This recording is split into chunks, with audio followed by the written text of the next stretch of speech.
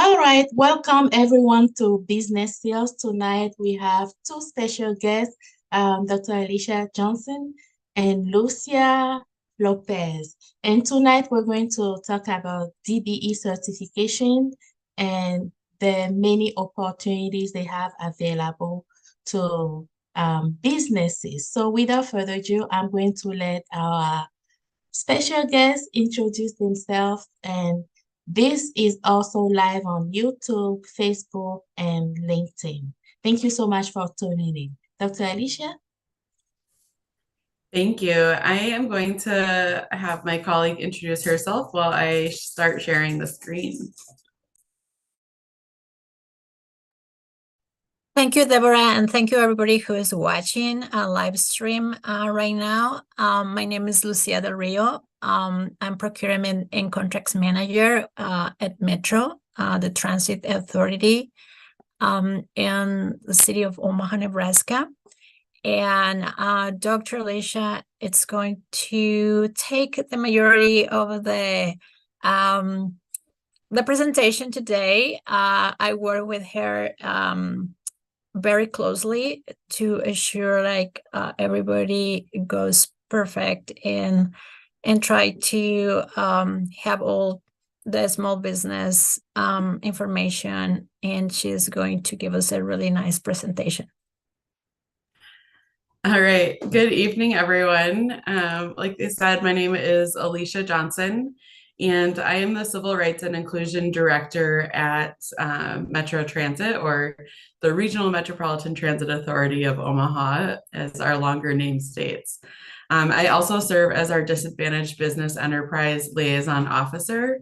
And so that is the role in which I'm joining you all today to help you understand kind of the DBE program. DBE is short for Disadvantaged Business Enterprise, and to work with Lucy, my colleague, to help you understand how to do business with Metro. All right, so just as a recap or as an introduction to Metro, our mission is to connect people, places, and opportunities through quality transit services. So if you're in the Omaha area, you likely see our buses out on the streets each and every day. We have our fixed route buses along with our paratransit vans as well. And I'll come back to that in just a moment. So more than a decade ago, our name was Metropolitan Area Transit, or MAT. And some people still know us as MAT, but we have changed our name. And we have changed it again because of our conversion to a regional authority. So we were Transit Authority of the City of Omaha. And then in August of 2022, we converted to the Regional Metropolitan Transit Authority of Omaha. But we do go by Metro. And so this regional authority gives us the opportunity to grow as an agency to provide more service to cities who want to vote into into the regional authority. So for example, I'll use La Vista as an example, as I know Deborah is very well connected in La Vista. So if the citizens of La Vista and the city council members wanted to vote into our regional authority and expand public transit within La Vista, they could do that. So what would happen is that, the city council would vote to join the regional authority, and then that would come to Metro's board of directors. They would vote to accept La Vista into the regional authority, and then we would be able to expand service more holistically to La Vista. And so this is a really great opportunity for the region to be more connected and to grow. It also gives us the opportunity to do more contracting and more business as we are able to grow in the area as well. So currently our services are within the city of Omaha, and then we have contracted services in areas like La Vista and Bellevue and Council Bluffs. And so those services are dictated by the contract. The city council tells us what level of service they would like to have. But in the city of Omaha, we have fixed and express routes. So fixed schedules are those that are on a regular schedule, that the bus comes every 15 minutes, every 30 minutes, every hour at each stop. Express routes are for folks who are looking to maybe commute for work by the express route. So it would be from the stop straight downtown. And then we have our rapid transit, or what we know as Orbit, which is the Omaha Rapid Bus Transit. And so this is sort of the newest line that we have implemented, and we're looking to expand as well. And that which will come with contracting opportunities that we'll get back to at the end as well. So that's kind of an overview of the different services we have. And so there's kind of, sorry, I think I skipped over paratransit. So paratransit is our safety net for individuals who cannot use the fixed route services. And that is because of a condition of a disability. And so we are able to provide paratransit services within a 3/4 mile of our fixed route service area. So there's lots that goes into getting buses on the streets and getting people where they need to go. And so for our funding, I think it's always helpful to kind of understand where our funding comes from. We are actually a political subdivision of the state of Nebraska, and we do not receive direct funding from the city of Omaha. So that's kind of a misconception that is common, is that we are part of the city government, but we are actually sort of our own entity. And so you can see here, this is from our 2021 budget. And so 2023 and 2024 numbers look a little bit different, but the percentages are roughly the same. So we have property tax authority in Douglas County. And then we have federal funds, which is the funds that we use for purchasing all of our buses, for a lot of our facilities. And the federal funds are where the greatest opportunity for DBEs come into play as well. We have about 10% from fares, 8% from state and local funds.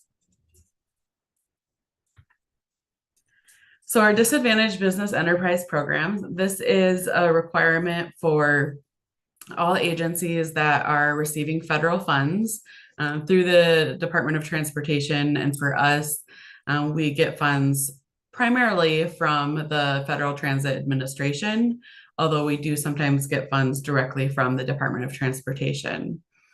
And so for the DBEs, it is really an effort to create a level playing field and to provide fair opportunities for all businesses who are competing for a contract. So each agency or authority that has a DBE program will have a liaison officer, and for Metro, that is currently me. So for the DBE program, kind of how it works is every triennial period, so every 3 years, we set a DBE goal, and we submit that to the Federal Transit Administration. And then we kind of submit reports and continued monitoring of our progress towards the goal. So we can meet the goal in several different ways.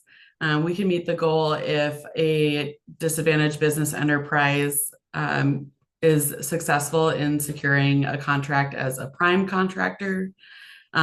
Most often, we are able to meet the goal through setting project or contract goals. And that is really when there are subcontracting opportunities.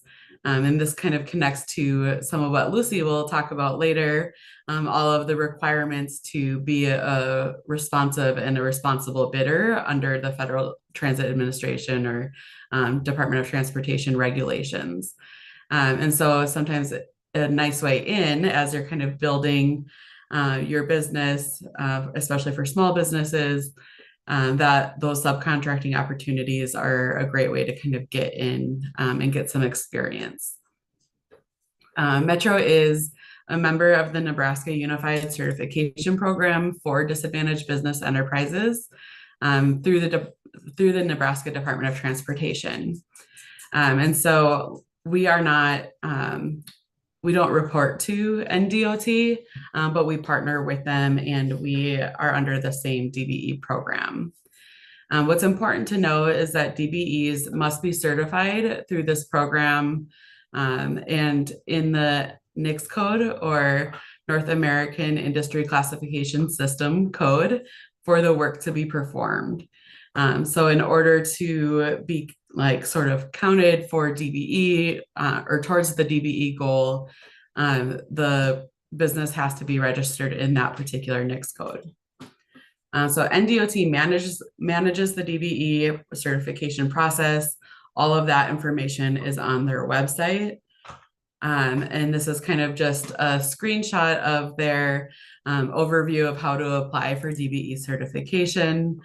Deborah has also gone through the certification process and is currently on the DBE list, which we're very excited about. So it requires an application, and you do have to sign and notarize the information before you submit it to NDOT for review. A little bit more about the Unified Certification Program. So in Nebraska, there are multiple agencies who use this program. So we all use the same list of DBEs to kind of create our project goals, to create our triennial goals, and to try to find DBEs to do business with. So the agencies that use the Unified Certification Program include the Nebraska Department of Transportation, the City of Grand Island, the transit agencies both in Omaha and Lincoln, and the one in Omaha is us, is Metro. Both airport authorities in Omaha and Lincoln, and then both planning agencies or organizations in Lincoln and the Omaha Council Bluffs area. And so for the planning agencies, it's a lot more, well, planning, as the name says. So they go out and they try to look at both short-term and long-term projects that can help enhance whether it's transportation or community development, really trying to lead that work. And so there's a lot of marketing opportunities within that area. And then with the airport authority and the transit authorities, there's also some of that planning work, but there's also opportunities like construction when we're actually building infrastructure, and similar to NDOT. So another benefit is that after the business is certified in its primary state of operation, owners can apply for interstate certification.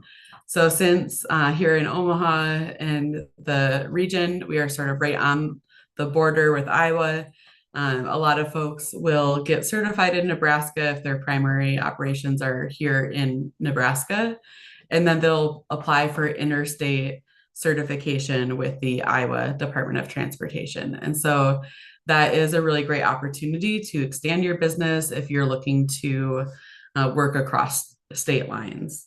And that is true for any state in the country.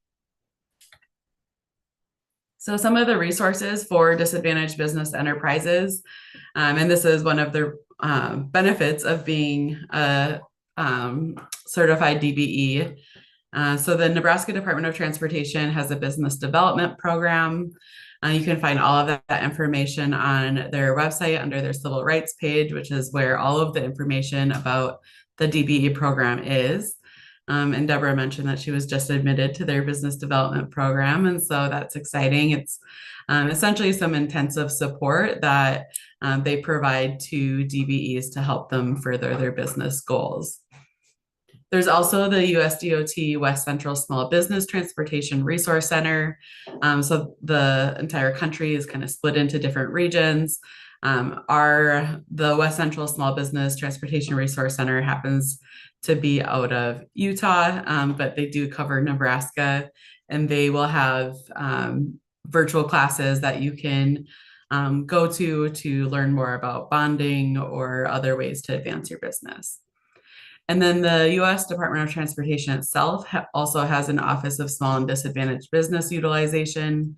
And so that is another great wealth of resources that you can kind of tap into. And so similar to Metro and DOT, we receive funds directly from the FTA or the DOT, but businesses can also apply to work directly with DOT rather than an agency like Metro, where we're receiving funds from DOT. So there's so many opportunities for folks to explore at multiple different levels. So if you're wanting to work local, state, federal, there's lots of opportunities available. So we are just starting the triennial goal or triennial period for our next goal, which is 4.6%. So in calculating this, we look at, we're limited to our federal funds. So we looked at what we anticipate spending over the next 3 years in terms of federal funds. So looked at all of our projects, looked at the current DBE list to see the availability of DBEs to work on projects. And then we took all of that information and got to the 4.6%. So this is a plug to pursue the certification for the DBEs, because the more robust the list is, then the higher we can bump that number and set our goals higher and higher so that we can continuously exceed our DBE goals. So, we do have special projects, like if we are making updates to a route, or like when we built the orbit line, there was a lot of construction opportunities, but we also have our daily purchases. We are also a business that purchases things like paper or tires, as Lucy is currently working on. And so, for the buses. And so we have a wide range of purchases that we do. So it's a great opportunity to work with us. So think of us as, out on the street with the buses, but also an administrative facility that has lots of work that is being done inside. And we are a public institute or a public transit agency. And so we always want to be responsible stewards of public money and making sure that we are getting the best possible price with considerations for price, quality, applicability, availability, etc. And so Lucy handles all of that side of making sure that those who we are doing business with are meeting regulations. We currently have our strategic plan. It's called Metro Next, and that goes through 2030. So through Metro Next, we are working to address equity in our region, improve and expand connections, continuously provide an excellent travel experience, promote environmental stewardship, and lead responsibly and collaboratively, and really looking to ensure that our region is as connected as it can be. So some of the projects that we think can help get us there through our strategic plan is we are looking to add 50 new bus shelters with real-time arrival displays. So we have over 2,000 bus stops throughout the city, but not all of them have bus shelters. And so we're working to increase the number of bus shelters that are available at bus stops, and then also adding in that enhanced amenity of real-time arrival displays. So you can look at the screen and know when the next bus is expected to come. We're also working to improve the signage at all of the bus stops. So right now there's the little blue signs. And so we're working on improving them, making sure that they are more user-friendly for our riders, that they are communicating what we want them to communicate, and making sure that they are also in alignment with our brands. And then we are starting the 24th Street project. So we received a raise grant for $1.6 million from the Department of Transportation to look at the 24th Street corridor for enhanced transit. And so that could be a second orbit line. It could also mean other upgrades about amenities. So really this first step is to study the 24th Street corridor, do the environmental planning, look at community engagement. What is the community that lives and works in this area? What do they want for their transit service? So those are kind of some of the bigger upcoming projects, which means that we'll be purchasing bus shelters, needing somebody to manufacture signage, and then working with consultants for that 24th Street corridor, where there will likely be several subcontracting opportunities. Some of the other upcoming contract opportunities, I'm going to pass over to my colleague Lucy. So she is actively working on many of these contracts and getting them ready for you all to view. So Lucy, I'll let you take it away. Thank you, Alicia. Well, my job is very, very important. As Alicia mentioned, it's not just Metro, it's not just buses. We are a big operation who goes for administration, cleaning, paper, it's so big. And my job really is to be sure that we follow guidelines. Of course, the federal funding, it's our money. And government says has to be fair and competitive for everybody. So this is some projects that currently I'm working into. If you go to our website on Metro Procurement and click on solicitation, you can actually see 2 of solicitations that we have currently, which is garage doors and snow removal. We will jump really fast to look how it looks, and it looks like scary and a lot of paperwork, but it's really very easy to follow. So I'm going to share my screen, Deborah, really fast. Me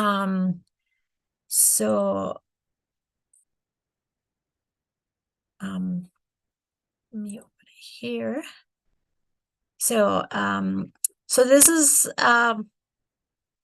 the page. If you go to Omaha here, procurement solicitations, you will find this too. There's different type of contracts. We're planning, Alicia and I, in the future, do like some training for a specific procurement in the transit authority. So FTA tells that everybody has to be involved, the community has to be involved.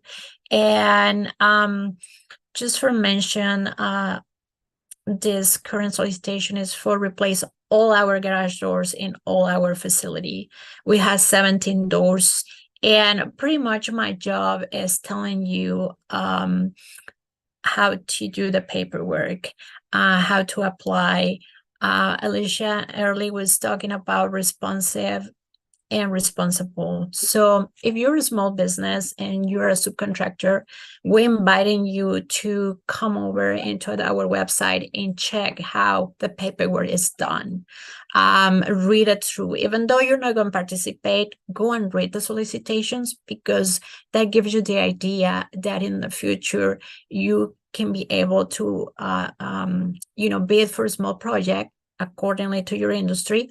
Or, as Alicia was mentioned, we have big projects coming, like the 24 corridor, which is going to have construction, and many industries can participate and get your certification. You can be a subcontractor in one company, a construction company, and be part of Metro. So this is currently a bid that we have in the garage doors. So it looks scary, but it is kind of like I'm the one who writes the book and tell you what it is. Normally our documents comes with an introduction of who we are, how is going to be the participation. There's a bid schedule and gives you the timeline, how you have to submit your papers. And then my project managers tell us what we need. So it's very well explanatory. Right now, as I show you, there's 17 doors that we're going to change. All the doors in Metro have to be changed. It's a big project.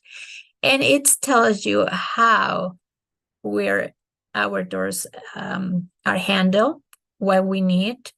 We have pictures in the door. As I said, I invite you everybody to go and take a look. And then we will let you know what is the way that you have to participate, as the way how you submit your paperwork. And also we will let you know what FTA needs. So FTA has different regulations that we, Metro, need to put together and comply. So pretty much it's a contract. And then the federal guidelines, which is the federal clauses, it's all here. I know it looks scary. Actually, our federal clauses are like a little bit more easy to understand.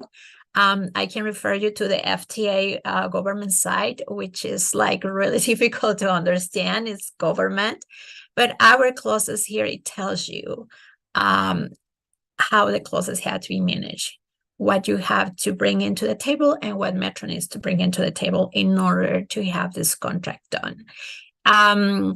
So, and when we finish the federal clauses, we will keep telling you, like, for example, here's the pricing, how the pricing has to be, and that you receive federal clauses, that you need, if you have questions, they have to be submitted by paper. So there's a step. Lucy? Yes. Let me ask, are you guys able to see her screen? And my internet is jumping? No, there was a text in the chat box. Okay. Rose says, I think so, she can see it. Artist, can you see her screen?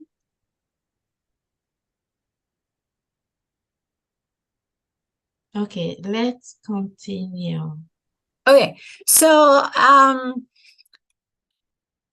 this is the way we solicit it. So if you want to be in our bidders list, you can.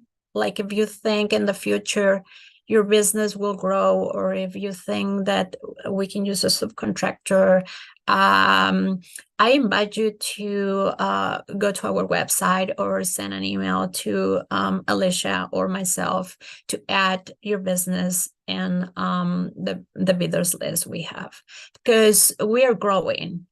Our organization does not stop.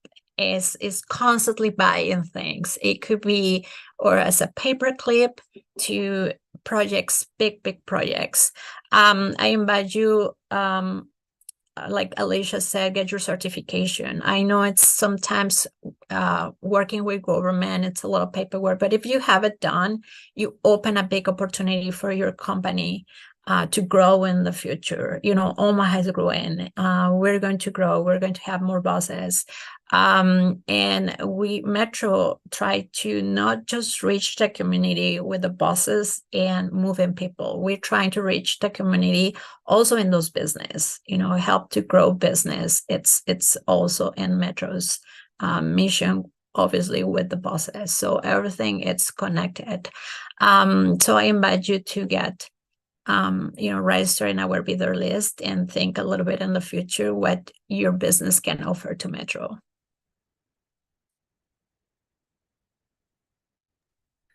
Lucy, can you, so one of the things that I would like to share with folks too is to, maybe you don't follow the news or follow government happenings, but I do encourage you to follow some of the conversations that are happening. So one of the big areas of focus is the Buy America clause that is often in various contracts or funding requirements. So for example, we are in the process of purchasing vehicles for some of our field supervisors, and so not buses, but regular like SUVs and vehicles and trucks for our building and grounds folks. And so one of the challenges is with the Buy America clause. So I maybe want to throw it to Lucy to talk a little bit about that requirement and what that process might be for folks. Well, Buy America clauses right now, it's in the cookie and changing things. And of course, they wanted to do everything 100% made in America. Right now is depending, like for example, we have grants money where as like 2 years ago. So we have certain dates where we're gonna still using the old Buy America, meaning not all the product has to be 100% made in America. It can be 70%, it can be 60%. That will be determined first to look into the money Metro receive. Because it takes a little bit to receive the money. It is not like we requested today and tomorrow we have the money. These projects are from 2 years, 3 years, because we have to wait obviously for the money and then apply it.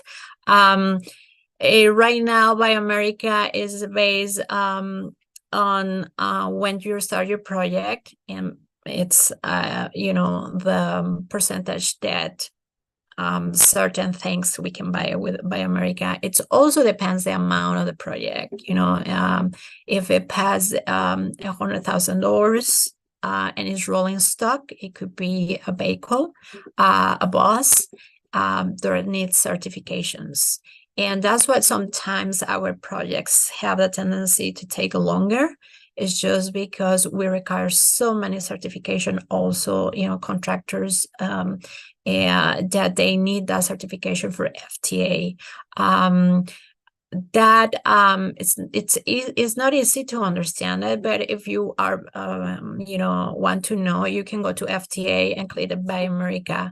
That's what in the future we're going to explain all this process to all our contractors, vendors. It doesn't matter if it's a big contractor or it's a small contractor.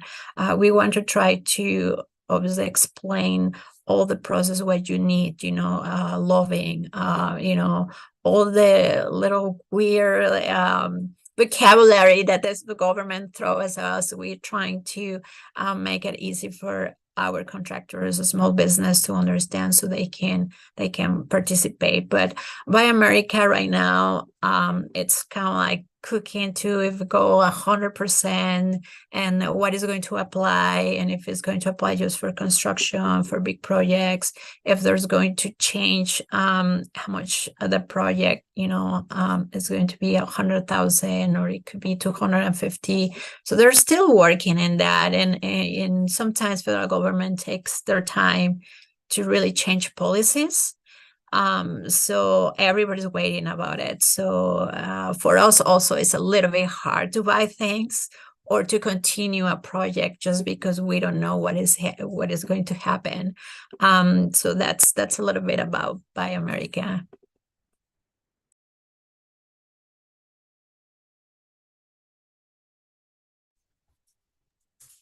Thank you. All right. Thank you so much for the presentation. Dr. Alicia, did you have? No, I was just saying thank you to my colleague for doing that quick overview of a very complex process. Okay. Thank you so much. It was very informative. Does anyone have any questions? And that includes everybody that is watching live on social media. If you have any questions, please let us know. And I am checking right now on YouTube to see if we have any questions, which we don't. Let me check Facebook. While you're checking, I can just share, just wanted to reemphasize what Lucy was sharing, that our procurement process does take a long time. And so we are often working several years ahead and planning out our process or our projects. And so be patient is what my request is that it takes a little bit longer because we have more requirements to ensure that we're in compliance, but we are working as quickly as we can to get these contracts out and to get the dollars through. The only thing I wanted to encourage is don't be afraid of paperwork. And my background is all paperwork in the legal field and everything. And don't let that discourage you to grow your business. Right now we're in this years where everything is reachable, and we have so many help, so many people, resources. Social media is so big, that don't be afraid of paperwork. Actually, it's the most easy thing to do when you put it all together. And I'm open. My email is open to anyone who wants to learn a little bit. I can point it out. Also, Alicia pointed out, and we want everybody to encourage to compete, make their business bigger. If we Metro has the opportunity to give you that push, do it. Is really good when you have reference. Working with transit authorities, when you have one project or your subcontractor, that gives you more reference to get better business and grow. That's I will encourage everybody to not be afraid of the paperwork. Yes, thank you so much. And can you please, maybe this is Dr. Alicia, can you please go back to this slide that says additional upcoming contract opportunities?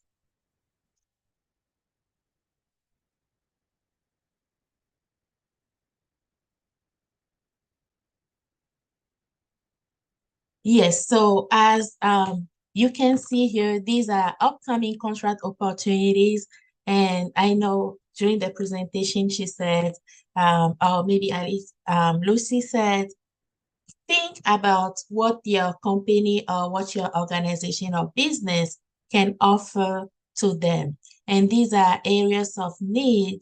And some of us entrepreneurs, we offer so many services and products, and it might not be, or it might not align with any of these, but you can always collaborate and partner with other small businesses in offering these services and products to them. So in case you are wondering, well, I don't have any service or product to offer to them, but there is always the option to collaborate and partner with somebody else. And you can always reach out and ask too. We are also out at some events, and that's also another good opportunity to ask questions. But you can tell us a little bit about your business or services, and we can help you think about the ways that you might be able to fit in, or the opportunities that might be related. And one example of this is I was talking to some folks, and they're like, oh, well, I do more in the technology realm, but you didn't talk about technology. And that is actually one of the things that I have found super fascinating about transit, being newer to the transit industry, is just the wide range of the ways in which we use technology. So of course we use laptops and Zoom and all of those things to do our administrative work, but we also use technology in our ticket vending, in our vehicle tracking and real-time arrival. So there's so many different ways, and those are just two of the many, many examples. And so if you aren't familiar with public transit, talk with us and we can help you understand more about the different opportunities that might connect to you. And also, my understanding is that the DBE certification covers even other areas like the airport. Yep, so it's the transit agencies in both Omaha and Lincoln, the airport authorities in Omaha and Lincoln, the planning agencies in both Omaha, Council Bluffs, and Lincoln, and then the City of Grand Island and Nebraska Department of Transportation. So they're the ones that manage the certification, but they also use that certification list for their own goals and their own projects. Okay. Do we have any other questions?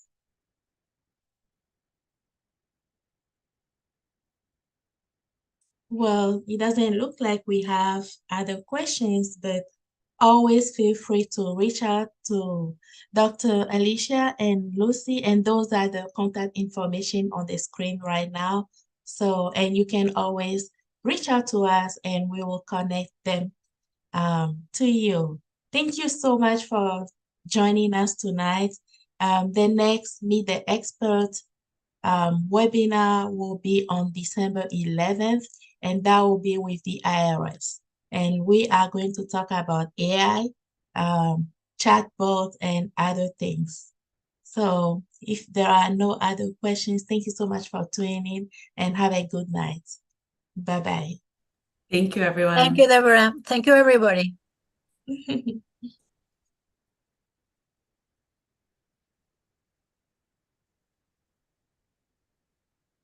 All right. Thank you so much, ladies. Oh, it was fun. Thank you very much. Have a